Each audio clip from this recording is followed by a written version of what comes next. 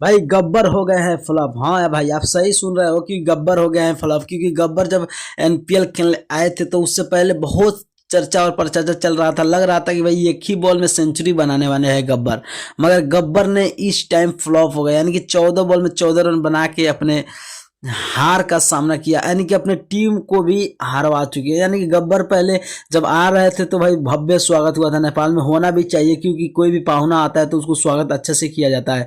मगर गब्बर ने इस टाइम अच्छा कुछ परफॉर्म नहीं किया। मैच का तीसरा मैच था जो Janapur bolt versus Karnali एसबीस match था। उसी मैच में गब्बर ने 14 बॉल खेलते हुए 14 रन बनाया और आउट होकर पवेलियन लौट गए और जाके इंस्टाग्राम पर रील बनाने लगे।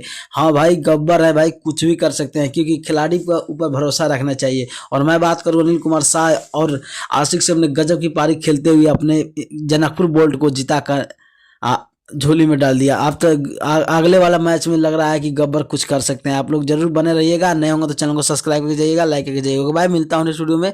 जय नेपाल।